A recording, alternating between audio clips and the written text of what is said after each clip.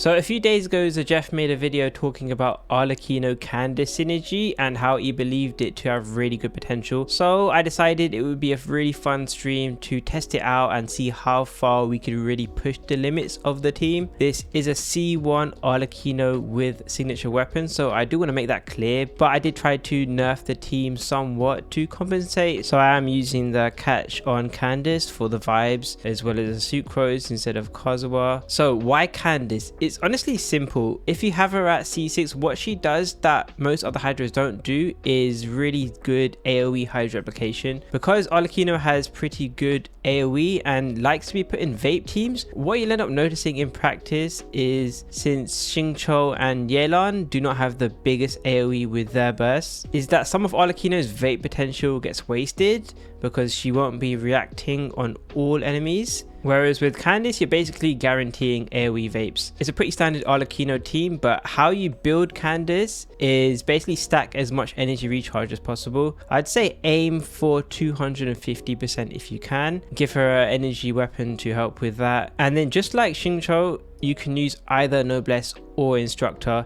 Instructor being 4-star pieces is obviously harder to get enough energy recharge stats, but if you can get enough ER, then it is better than noblesse. You don't need to build for damage because Candace's damage doesn't matter. Also, using instructor does make team setups easier since you can give Bennett noblesse instead. So this team is very straightforward. That's how I can explain it best. Overall, the team is 3.5 cost since I'm using Arlecchino with C1 and her weapon, and I'm using Aquila Favonia on Bennett.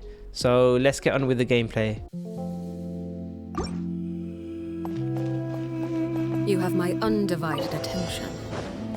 Late bed. Teamwork is strength. Grant us your blessing.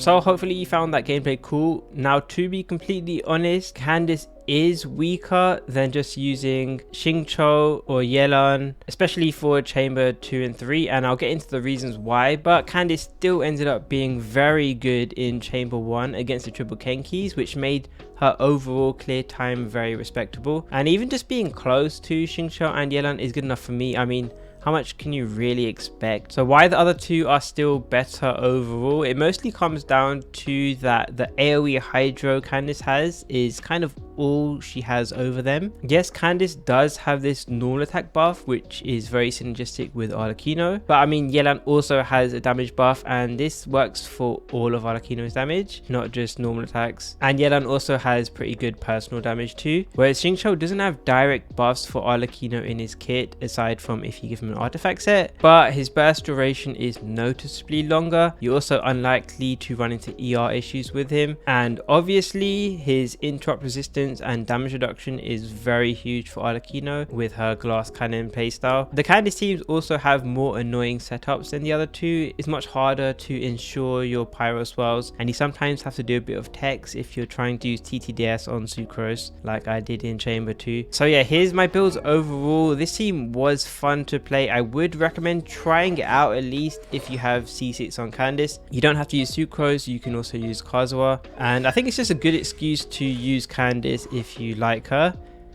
And I think the fact that you can actually speedrun with these teams is very impressive, but just don't expect Candace to be the #1 most popular pick.